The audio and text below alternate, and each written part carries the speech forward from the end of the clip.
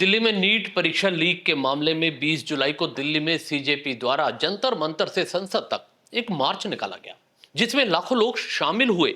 ऐसा बताया जा रहा है कि प्रोटेस्ट की शुरुआत नीट पेपर लीक को लेकर हुई थी, जो सरकार की बड़ी नाकामी मानी गई।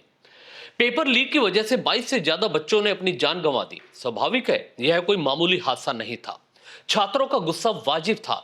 सरकार की जवाबदेही बनती है। सीजेपी प्रमुख अजीत दीपके के नेतृत्व में जंतर मंतर पर धरना शुरू किया गया था, जिनमें सोनम वांगचुक भी शामिल हुए। वांगचुक के 20 दिन तक चले आमरण अनशन के बाद उनकी जान बचाने के लिए न्यायालय के निर्देश पर वांगचुक को वहां से जबरन उठाकर सफदरजंग हॉस्पिटल में भर्ती कराया गया। उसके बाद अभिजीत दीपके ने ऐलान किया कि 20 तारीख को संसद तक मार्च निकाला जाएगा। इस ऐलान के बाद लाखों लोग जंतर मंतर पर इकट्ठा हो गए। मार्च को तितर बितर करने के लिए पुलिस को आंसू गैस के गोले दागने पड़े और जमकर लाठी चार्ज भी हुआ।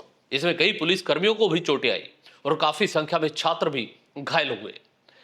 यह काला अध्याय कहा जाएगा। इसमें सरकार की भी हट धर्मिता रही। क्यों नहीं छात्रों से समय पर रहते बात कर ली गई।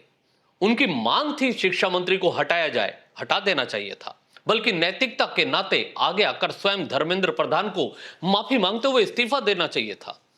इस पेपर लीक की वजह से 22 छात्रों ने आत्महत्या कर ली। आखिर जिम्मेदारी किसकी है?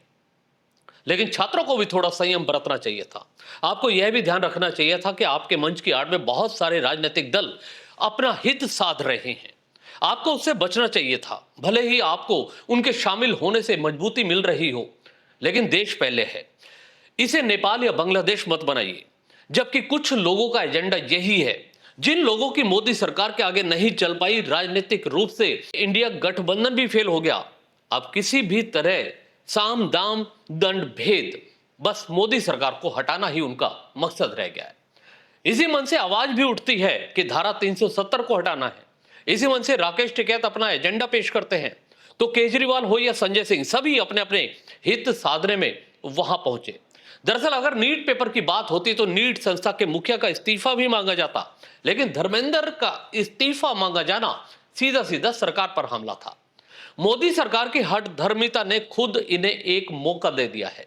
मोदी सरकार को अब भी चाहिए कि तुरंत प्रभाव से छात्रों की बातों को सुने, उनकी जायज मांग को मानना चाहिए, धर्मेंद्र प्रधान को हटा देना चाहिए। फिलहाल अभी छात्रों का प्रदर्शन चल रहा है।